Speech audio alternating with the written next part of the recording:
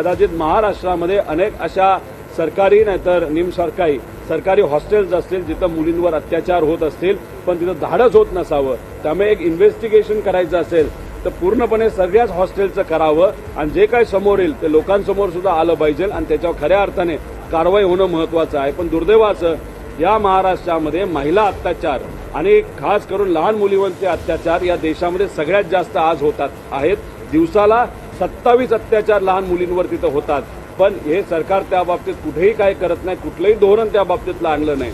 आम्ही शक्ती कायदा आणला होता, तो केंद्र सरकारकडे पाठवला होता आणि केंद्र सरकारने क्षुल्लक कारणांमुळे तो खाली परत पाठवला. पण आजपर्यंत गेल्या 4 वर्षामध्ये त्या बाबतीत चर्चा या सरकारमध्ये झालेली नाही. शक्ती कायदा का तुम्हाला लागू करायचा नाही? महिलांना तुम्हाला ताकद द्यायची नाही का?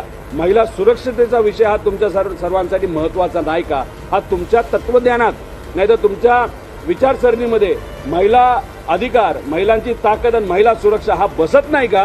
हे तरी सरकारने त्या ठिकाणी सांगावं. कारण हा कायदा इथं धुळखात पडू नये, पण त्याच्या बाबतीत या सरकारने कुठेही काही केलं नाही.